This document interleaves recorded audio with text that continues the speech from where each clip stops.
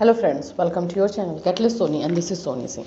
Friends, जैसे कि आप जानते हैं 4 बजे की क्लास में हमारा जो है चाइल्डहुड, लर्निंग एंड कंटेम्प्रेरी तीनों बुक खत्म हो चुका है और अब हम लोग जो है इंपॉर्टेंट क्वेश्चन देख रहे हैं। तो अभी हम लोग इंपॉर्टेंट क्वेश्चन में एमसीक्यूज देख रहे हैं। एमसीक्यूज जो है वो अभी हम चाइल्डहुड का कर रहे हैं। इसके बाद से हम long question and short question भी देखेंगे। तो फिलहाल अभी एमसीक्यूज चल रहा है, तो चलिए स्टार्ट करते हैं। कल हमने 30 एमसीक्यूज किया था चाइल्डहुड का, जो कि हमने कंप्लीट किया है और आज हम 31 से स्टार्ट करेंगे। एक ही साथ में रहेगा, जिससे कि आपको कभी अगर वीडियो की ज़रूरत पड़े, एमसीक्यूज क्लासेस की ज़रूरत पड़े तो आप देख सकते हो। चलिए स्टार्ट करते हैं आज का क्लास। तो फ्रेंड्स, अगर आप हमारे चैनल पर नए हैं तो चैनल को प्लीज़ सब्सक्राइब कर लीजिएगा। ये चैनल पूरी तरह से बीएड एंड टीचिंग से रिलेटेड जो है जॉब वैकेंसीज के लिए ही बना हुआ है। चलिए 31, क्योंकि हम लोग 30 एमसीक्यूज क्वेश्चन जो है कल किए हुए हैं इसलिए हम लोग आज जो है 31 से स्टार्ट करेंगे। शैशवावस्था होती है, जो शैशवावस्था है जिसको हम शिशु की अवस्था बोलते हैं, जिसको हम लोग का एज अगर देखें 0 to 2 ईयर्स देखते हैं, ये कैसी अवस्था है? देखिए ऑप्शन पे बनेगा। ये आत्मनिर्भरता की अवस्था है, क्या उसमें बच्चे जो है सेल्फ डिपेंडेंट रहते हैं? समायोजन की अवस्था है, एडजस्टमेंट की अवस्था है, या अनुकरण की अवस्था है, या समस्या अवस्था है? देखिए आत्मनिर्भरता यानी सेल्फ डिपेंडेंसी, समायोजन दैट मीन्स एडजस्टमेंट, अनुकरण की अवस्था मतलब किसी को फॉलो करना, समस्या यानी प्रॉब्लमेटिक। तो जी नहीं, ये जो है समायोजन की अवस्था है, क्योंकि बच्चे जो है जब जन्म लेते हैं तो उसके बाद वो जो हमारा इन्वायरमेंट रहता है, हमारा जो पर्यावरण रहता है, उसके साथ एडजस्टमेंट करके सीखना स्टार्ट करते हैं। तो शैशवावस्था हम बोलेंगे एडजस्टमेंट की अवस्था, जिसमें बच्चे एडजस्ट होकर के लर्निंग यानी उनका अधिगम का प्रक्रिया जो है स्टार्ट हो जाता है। ठीक है, अब इन चारों के अकॉर्डिंग हुआ, इसीलिए ये क्वेश्चन ऐसे क्वेश्चन जो है ऑप्शन पे ही बनते हैं। बाल मनोविज्ञान तथा बाल विकास में क्या प्रमुख अंतर है? बाल मनोविज्ञान यानी कि चाइल्ड साइकोलॉजी और बाल विकास यानी चाइल्ड डेवलपमेंट में क्या अंतर है? क्या ऑप्शन दिया हुआ है, क्षेत्र का अंतर है, या फिर कार्य का अंतर है, या पद्धति का अंतर है, या इनमें से कोई नहीं? देखिए बाल मनोविज्ञान, चाइल्ड साइकोलॉजी, वो पूरी तरीके से बच्चे के दिमागी तौर पे क्या हो रहा है उस पे है, उस एरिया से रिलेटेड है।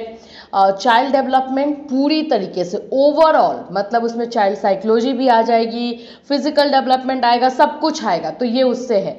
तो यहाँ पे पूछा जा रहा है किस तरह से वो अलग है, कार्य की तरफ से तो नहीं, कार्य तो सबका सेम ही है कि बच्चे का विकास हो।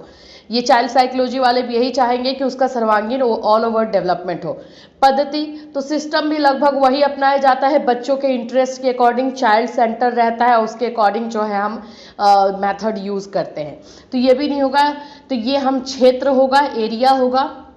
बाल मनोविज्ञान का क्षेत्र जो है साइकोलॉजी से यानी दिमागी तौर से ही ज़्यादा रिलेटेड है, एंड बाल विकास जो डेवलपमेंट है वो सभी तरीके से, यानी कि इसमें क्षेत्र भी आएगा, इसमें जो है साइकोलॉजी भी आएगी, उसका दिमागी तौर पे भी होगा, फिजिकल यानी शारीरिक होगा, सामाजिक होगा, संवेगात्मक होगा, सभी एरिया में इसको देखा जाता है। तो इसलिए अगर हम बोल सकते हैं कि क्षेत्र के आधार पे जो है दोनों में अंतर है। ठीक है, 33 है, जन्म से 5 वर्ष तक की अवस्था होती है। देखिए ये 0 to 5 ईयर्स ले रहा है, ऐसे शैशवावस्था को 2 पार्ट में डिवाइड किया जाता है। ये 0 to 5 ईयर्स जो है किस में आएगा? बाल्यावस्था में, शारीरिक विकास की अवस्था में, किशोरावस्था में, या शैशवावस्था में? तो आप जानते हैं बाल्यावस्था जो है 5 के बाद ही स्टार्ट होता है, या फिर हम बोले तो 5 से ही ले सकते हैं, या 6 से लेते हैं 12 तक। ठीक है, तो ये तो हो ही नहीं सकता है बिल्कुल। शारीरिक विकास अवस्था तो ये ऐसा कोई अवस्था है ही नहीं। किशोरावस्था तो ये तो आपको पता है 12 के बाद ही होता है। शैशवावस्था बचा कौन सा? शैशवावस्था इसका आंसर हो जाएगा। वृद्धि और विकास का मुख्य सिद्धांत माना जाता है, जो हमारा सिद्धांत है, प्रिंसिपल से रिलेटेड ये क्वेश्चन है ग्रोथ का, जो मैं हमेशा बोलती हूँ वो सब होता ही है। पहला बोल रहा है कि गति का सिद्धांत है, दूसरा है निरंतरता का सिद्धांत, तीसरा है क्रम का सिद्धांत। तो अगर आप चौथा है उपयुक्त सभी। अगर आपने प्रिंसिपल किया है ग्रोथ एंड डेवलपमेंट का तो आपको पता हो कि इसमें जो है ये तीनों सिद्धांत आते हैं। गति का सिद्धांत, यस, सभी का जो है गति अलग अलग होता है, विकास करने में उसकी गति जो है अलग होती है। निरंतरता यानी कंटिन्यूटी यानी कंटिन्यूअस प्रोसेस होता है, क्रम का सिद्धांत यानी पैटर्न का सिद्धांत। तो इस तरह से ये तीनों हैं, इसमें से इसका आंसर डी नंबर आ जाएगा, उपयुक्त सभी। 35 है, निम्न में विकास को प्रभावित करने वाला कारक है। विकास यानी डेवलपमेंट को प्रभावित करने वाला कारक इसमें से कौन सा होगा? रोग, पोषाहार, शारीरिक भार आकार, उपयुक्त सभी। इजी है, यस, सभी हो सकता, सभी होगा। अब बीमारी से भी बच्चे का जो है विकास रुकेगा, अगर उसको सही तरीके का पौष्टिक नहीं मिल रहा है तो भी रुकेगा।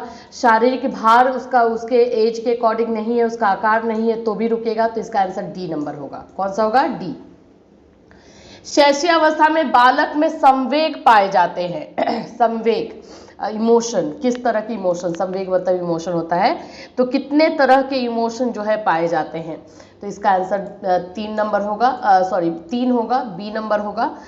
3 तरह के होता है, रोना आता है, गुस्सा करते हैं, चिल्लाते हैं, मतलब वही रोने में आ जाएगा वो, हंसते भी हैं और गुस्सा, मतलब ये 3 तरह के इमोशन है। धीरे धीरे हमारा इमोशनल स्टेजेस जो है आगे बढ़ता है, तो उसमें हमारे इमोशंस भी आगे बढ़ते जाते हैं। 37 है, विकास के स्वरूपों में व्यापक व्यक्तिगत विभिन्नता पाई जाती है। विकास का सिद्धांत किसका है? व्यक्तिगत विभिन्नता यानी इंडिविजुअल डिफरेंसेस पाई जाती है। ये किस सिद्धांत के अंतर्गत आएगा? इसलिए मैं बोलती हूँ विकास का सिद्धांत बहुत इंपॉर्टेंट है, तो ये जो है आपका वंशानुक्रम सिद्धांत के अंतर्गत आएगा, क्योंकि जो व्यक्तिगत विभिन्नता होती है सबसे जो पहले स्टार्ट होता है वो हेरिडिटी से स्टार्ट होता है, वंशानुक्रम की वजह से। पहला, ऐसे रीजन बहुत सारे हैं, लेकिन इसको वंशानुक्रम के अंतर्गत इसलिए रखा जाता है कि हेरिडिटी की वजह से ही जो है एक बच्चा जो है दूसरे बच्चे से अलग होता है। ये एक रीजन है, one of the main reason यही है, ठीक है। तो इसको वंशानुक्रम सिद्धांत के अकॉर्डिंग रखा जाता है। सामान्यता अथवा शैली के अनुसार बाल्यावस्था का समय कब है? ये जो है इनके अनुसार जो है बाल्यावस्था का समय जो है 5 से 12 ये रखते हैं, 5 से 12। जैसे कि अगर हमने अभी थोड़ी देर पहले भी किया था ना, किनका था ये, रॉस का किया था कल के क्लास में, तो रॉस ने जो है 6 से 12 रखा है और इन्होंने जो है 5 से 12 रखा है, ठीक है। ये सभी नाम के अकॉर्डिंग थोड़ा सा अलग हो जाता है। किशोरावस्था का समय है शैली के अनुसार, शैली के अनुसार किशोरावस्था का समय क्या है? 30, इसमें इसका जो है आंसर हो जाएगा ऑफकोर्स ये 12 से 18 है। शैली के अकॉर्डिंग इन्होंने 12 से 18 को जो है बताया है। यहाँ पे 12 तक इन्होंने बाल्यावस्था एंड देन उसके बाद से जो है उन्होंने ये किशोरावस्था को बताया है। कौन सी विशेषता विकास पर लागू नहीं होती है? इसमें से कौन सा जो है विकास की विशेषता नहीं है? विकास सर्वांगीण रूप से होता है, ठीक है। विकास जीवन पर्यंत चलता है। विकास को विशिष्ट इकाइयों से मापते हैं। विकास में परिमाणात्मक तथा गुणात्मक परिवर्तन दोनों होते हैं। तो देखिए सर्वांगीण विकास, यस, विकास में जैसे कि हम ये बनाते हैं ना, तो इसमें हम बताते हैं कि ग्रोथ जो है विकास का ही एक पार्ट है, छोटा सा पार्ट है, जिसमें हम शारीरिक यानी फिजिकल चीज़ें रखते हैं। और डेवलपमेंट को अगर हम बोले तो डेवलपमेंट में पूरा आता है, सब कुछ आता है। सामाजिक विकास आएगा, संवेगात्मक यानी इमोशनल डेवलपमेंट आएगा, सोशल डेवलपमेंट आएगा, फिजिकल डेवलपमेंट आएगा, मेंटल डेवलपमेंट आएगा। तो ये सर्वांगीण है, तो ये तो होगा ही, ये बिल्कुल है। विकास का जीवन पर्यंत है, यस, कंटिन्यूअस चलने वाली प्रक्रिया है ये। विकास को किसी विशिष्ट इकाइयों से मापते हैं, तो बिल्कुल नहीं, यही इसका आंसर हो जाएगा। इसका आंसर क्या होगा कि ये कौन सा लागू नहीं होती है पूछा है। ध्यान दीजिएगा, नहीं वाले क्वेश्चन में स्टूडेंट कंफ्यूज करते हैं, तो नहीं होती है तो विशिष्ट इकाइयों से मापते हैं, ये बिल्कुल गलत है। एक निश्चित समय तक चलने वाली प्रक्रिया है, एक निश्चित समय यानी कि एक समय के बाद ये रुक जाती है, ये कौन सी प्रक्रिया है आपको बताना है। विकास है? नहीं, विकास तो कंटिन्यूअस प्रोसेस है ना, ये तो जब तक जीवित रहता है इंसान तब तक चलता है, तो ये तो नहीं होगा। अभिवृद्धि, यस, वृद्धि है। शारीरिक प्रक्रिया, शारीरिक ग्रोथ जो होता है वो एक टाइम के बाद जाके रुक जाता है। ये वृद्धि जब हमने किया था तो मैंने आपको क्लियरली बताया है। जीवन पर्यंत चलने वाली प्रक्रिया क्या है? तो आपको अब इतना तो पता ही चल गया होगा कि जीवन पर्यंत चलने वाली प्रक्रिया जो है विकास है। इसमें एक कंफ्यूजन कर सकता था, जीवन पर्यंत चलने वाली प्रक्रिया कौन नहीं है, नहीं अगर लगा देता तो विकास लगाते, आप तो सिर्फ जीवन पर्यंत देख करके विकास में टिक कर देते हो, तो ऐसे अगर करते तो गलत हो जाता। ठीक है, तो इसका आंसर विकास हो गया। 43 है, विकास की प्रक्रिया के मुख्य रूप हैं, जो डेवलपमेंट का प्रोसेस है उसका मुख्य रूप क्या है? आकार में परिवर्तन, तो यस, विकास तो ओवरऑल है ना, तो इस फिजिकल डेवलपमेंट में तो इसमें भी आएगा।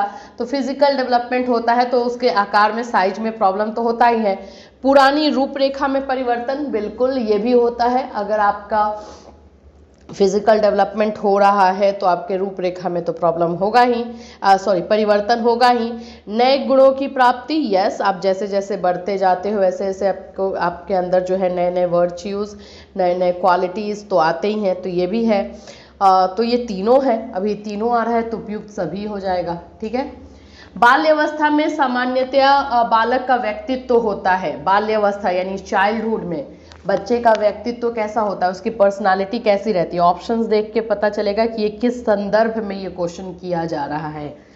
तो ये किया जा रहा है व्यक्तित्वहीन, पर्सनालिटीहीन, यानी कि पर्सनालिटी होती नहीं है, नहीं ऐसा नहीं है। अंतर्मुखी व्यक्तित्व यानी कि इंट्रोवर्ट, चुप रहने वाला, नहीं, इसमें ऐसे बच्चे नहीं रहते हैं। इस एज में बच्चे बोलते हैं, इसी एज से तो बच्चों को दबाना स्टार्ट कर दिया जाता है फैमिली की तरफ से। अगर बच्चे बोलेंगे अरे तुम बड़े हो रहे हो, अब तुम सोच समझ कर बोलो, या तुम लड़की हो तुम सोच समझ कर बोलो, इसी एज से तो एक्चुअली में बच्चों का जो है डेवलपमेंट रोका जाता है, स्टार्ट यहीं से होता है। तो इसमें क्या कहाएगा कि कौन सा व्यक्तित्व होता है, जनरली कौन सा व्यक्तित्व होता है, पर्सनालिटी होती है, तो बहिर्मुखी होगी, यानी जो है ये ज़्यादा बोलने वाले या फिर मतलब अपने आप को एक्सप्रेस करने वाले बच्चे होते हैं बाल्यावस्था में जनरली, और यहीं से बच्चों को दबाया जाना स्टार्ट कर दिया जाता है अगर वैसा इन्वायरमेंट रहता है तो। 45 है, बाल विकास का सिद्धांत है। आप ये सिद्धांत वाला जरूर कीजिएगा, मुझे बहुत सारे क्वेश्चन ये मिल रहे हैं सिद्धांत से।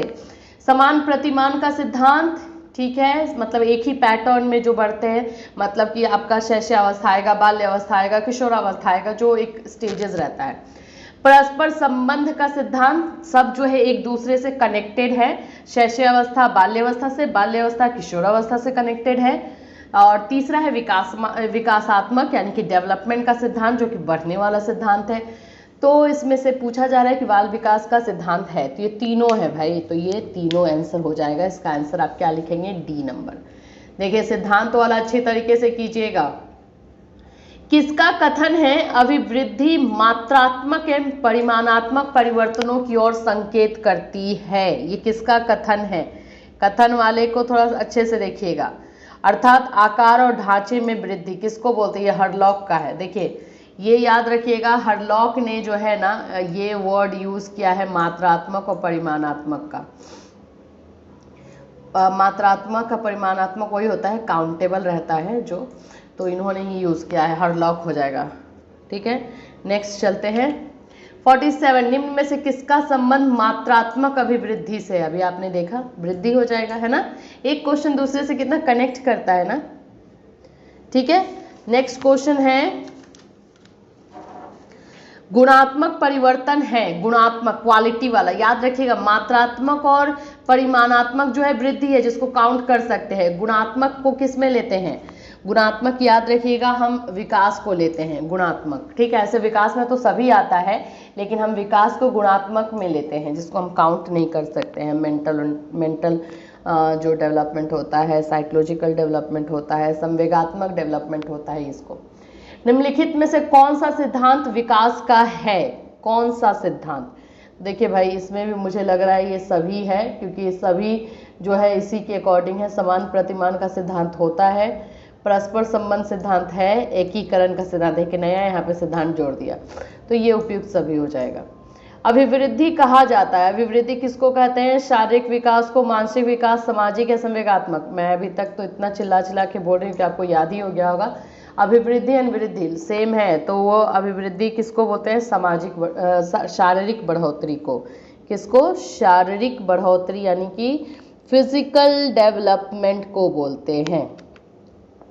शारीरिक अभिवृद्धि की पूर्णता किस आयु में लगभग होती है? किस आयु में जो है फिजिकल डेवलपमेंट लगभग हो जाता है? तो ये 20 वर्ष में होगा।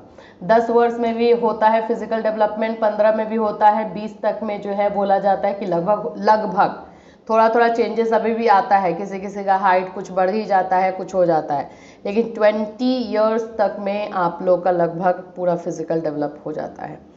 किस अवस्था में अभिवृद्धि सबसे तीव्र होती है? इंपॉर्टेंट क्वेश्चन है ये फ्रेंड्स, अच्छे से कीजिएगा इसको। किस अवस्था में तीव्र होती है? तो आप अगर खुद ही ध्यान दोगे ना तो आपको पता चल जाएगा। आप देखते हो ना कि एक बच्चा जब जन्म लेता है तो इतना छोटा सा रहता है, उसी बच्चे को ना आप अभी देखो और उसको 2 महीने के बाद देखिए, आप खुद नोटिस करोगे अरे कितना बड़ा हो गया। उसको आप 1 साल के बाद ही देख लो तो फिर वो देखोगे कि वो थोड़ा बहुत चलते फिरते घुटनों के सहारे या किसी भी तरह से चलते उलते भी आपको दिख जाएगा थोड़ा थोड़ा। तो वो चेंजेस आपको क्लियरली दिखेंगे कि फिजिकल डेवलपमेंट जो है सबसे तेज जो होता है, अभिवृद्धि का मतलब फिजिकल डेवलपमेंट ही हुआ, याद रखिएगा। तो वो किसमें होता है? शैशव अवस्था में। ठीक है, नेक्स्ट है विकास में होने वाले परिवर्तन होते हैं। विकास में डेवलपमेंट होने वाले परिवर्तन क्या होते हैं? रचनात्मक यानी कि क्रिएटिव, या फिर आपका विनाशात्मक, या फिर या फिर क्रियात्मक। तो देखिए रचनात्मक क्रिएटिव तो होते ही हैं, बच्चे थोड़ा सा क्रिएटिविटी यूज भी करते हैं विकास में। ये सभी तरह का विकास का याद रखिए, सिर्फ और सिर्फ फिजिकल नहीं आता है, इसमें सभी तरह का आता है, मेंटल भी आता है, विनाशात्मक भी होता है। अब वो कैसे यूज हो रहा है, परिवर्तन किस तरह से बच्चा जो चीज सीख रहा है उसको किस तरह से यूज कर सकता है, ये आप भी जानते हो। तो इसका आंसर जो होगा अ एंड ब दोनों होगा। वृद्धि का अर्थ है, वृद्धि का अर्थ क्या है? आंतरिक अंगों का बढ़ना, शारीरिक तथा बाह्य अंगों का बढ़ना, शारीरिक या मानसिक रूप से बढ़ना, या केवल बाह्य अंगों का बढ़ना। अब आप लोग खुद ही बता सकते हो इसको क्या बोलोगे आप। देखिए यहाँ पे शारीरिक मानसिक भी दिया, तो मानसिक वृद्धि में नहीं आता है तो इसको तो हम लेंगे नहीं। केवल बाह्य अंग नहीं, ये नहीं लेंगे। सिर्फ आंतरिक अंग नहीं लेंगे। बचा कौन सा? ये आंतरिक और बाह्य दोनों अंग जो बढ़ते हैं। हमारा शारीरिक विकास जो है अंदर से भी होता है बाहर से भी होता है, उसी को हम वृद्धि कहते हैं। संज्ञानात्मक विकास का सिद्धांत प्रतिपादित किया किसने? संज्ञानात्मक कॉग्निटिव डेवलपमेंट, फेमस है ये हमारा। किसने दिया है? आपको भी पता है ना, जीन पियाजे। जहां भी इसके विकास का ये है आया प्रतिपादित आ जाए तो इनको तो जनक ही बोला जाता है, जीन पियाजे।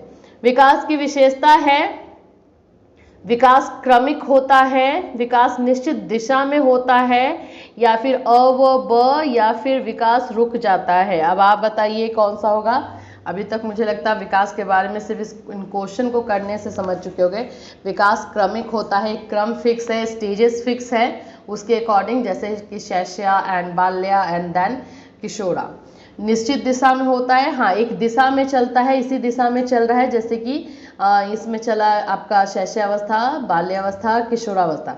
हाँ हर बच्चे का गति अलग होता है। कोई बच्चा जो है देखिए अभी वो बढ़ रहा है, यहीं तक बढ़ा, यहीं तक बढ़ा। कोई बच्चा जो है स्पीड से ग्रोथ कर रहा है, वो आगे निकलते जा रहा है। तो स्पीड अलग होती है लेकिन क्रम सेम होता है, दिशा सेम होती है। ठीक है, तो इसका हो जाएगा सी। संज्ञानात्मक विकास का संबंध है किससे? बुद्धि से, परिपक्वता से, समायोजन से, या फिर अभिवृद्धि से। तो याद रखिए संज्ञानात्मक यानी कॉग्निटिव डेवलपमेंट, इसको हम जो है दिमागी तौर पे यानी कि बुद्धि के तौर पे देखते हैं। बुद्धि या बौद्धिक भी आता है, ये बौद्धिक भी लिख करके यहाँ पे आ सकता है, बुद्धि बौद्धिक। अगर मानसिक भी रह सकता है, मानसिक भी रहा तो यही संज्ञानात्मक विकास ही होगा। ठीक है, चलिए 57 हो गया है ये हमारा, इसका तो बुद्धि हुआ। 58 है, अधिगम सिद्धांत के प्रतिपादक थे। अधिगम यानी कि लर्निंग थ्योरी के प्रतिपादन किसने किया है? बताइए लर्निंग का। अभी तक हम अधिगम का जानते हैं, लर्निंग का कौन आएगा? तो रॉबर्ट रिचर्डसन एंड सीयर्स। ठीक है, रॉबर्ट रिचर्डसन एंड सीयर्स। सीखने के बाद व्यवहार में परिवर्तन कहलाता है। लर्निंग के बाद अगर हमारे बिहेवियर में चेंजेस आता है तो क्या कहलाता है? याद रखिए क्या कहते हैं, सीखने का अधिगम का डेफिनेशन ही है कि बिहेवियर में चेंजेस, बिहेवियर में अगर चेंजेस आ रहा है तो वो लर्निंग कहलाता है। तो क्या है? अधिगम होगा। सीखने के बाद बोला जा रहा था। ठीक है, मनोविश्लेषणात्मक सिद्धांत का प्रतिपादन किया। अब देखिए यहाँ पे 3 प्रतिपादन आज हमने देखा। एक तो है हमारा संज्ञानात्मक जो हमारे पियाजे हैं, दूसरा है अधिगम जो उसकी रॉबर्ट रिचर्डसन एंड सीयर्स है, एंड मनोविश्लेषणात्मक आपने पढ़ा भी होगा एरिक्सन की थ्योरी, जिसपे इन्होंने पियाजे की तरह ही थ्योरी दिया है कि किस तरह से जो है बच्चे का ट्रस्ट वर्सेस मिसट्रस्ट होता है, फिर उसके बाद से जब वो आगे बढ़ता है तो क्या होता है। पूरा ये तो है एडल्ट जब प्रौढ़ावस्था वृद्धावस्था तक का है, ये बचपन से स्टार्ट करके वृद्धावस्था तक इन्होंने दिया है। तो इनकी थ्योरी तो पूरी लंबी वाली है कि इस एज में बच्चे का क्या किस तरह से साइकोलॉजिकल डेवलपमेंट होता है, इस एज में क्या होता है, क्या सोचता है, इसमें क्या होता है, अगर निगेटिव हुआ तो क्या होगा, अगर पॉजिटिव हुआ तो क्या होगा। तो इनकी थ्योरी तो मुझे बहुत पसंद आती है पर्सनली, एंड एक्चुअली में रियल लाइफ से कनेक्टेड है, मोस्ट ऑफ कनेक्टेड है। तो एरिक्सन हो जाएगा मनोविश्लेषणात्मक सिद्धांत, तो हमारा हो जाता है एरिक्सन का। तो फ्रेंड्स ये 60 MCQs अब आप देख रहे होंगे, अभी हमने जो है 60 MCQs किया, जिसमें से अभी सिर्फ ग्रोथ एंड डेवलपमेंट चल रहा था। अब हम आगे बढ़ेंगे और हमारे दूसरे जो भी टॉपिक्स हैं हम उसको भी टच करेंगे। तो प्लीज़ इसको अच्छे से कीजिएगा, कंप्लीट कीजिए। और आपको मैं एक बार फिर से बता दूं, ग्रोथ एंड डेवलपमेंट से ही ज़्यादा MCQs बनता है। जो हमारा विकास का स्टेजेस है ना, उससे बनेगा। ह्यूमन स्टेजेस जो इसको हम बोलते हैं, मानव विकास का जो स्टेज है उससे बनेगा। तो प्लीज़ इसको अच्छे से कीजिएगा, ऑब्जेक्टिव आप लोगों में हो रहा है तो ठीक है। तो इसको अच्छे से तैयारी कीजिए, और नेक्स्ट वीडियो में फिर से मैं ये पूरा मैं 100 का पैकेज आप लोगों को करवाऊंगी, 100 क्या 150 का पैकेज करवा दूंगी। और उसके बाद हम लोग जो है शॉर्ट एंड वेरी शॉर्ट भी देखेंगे बहुत जल्द। फिर मिलूंगी, चल हैव अ नाइस डे।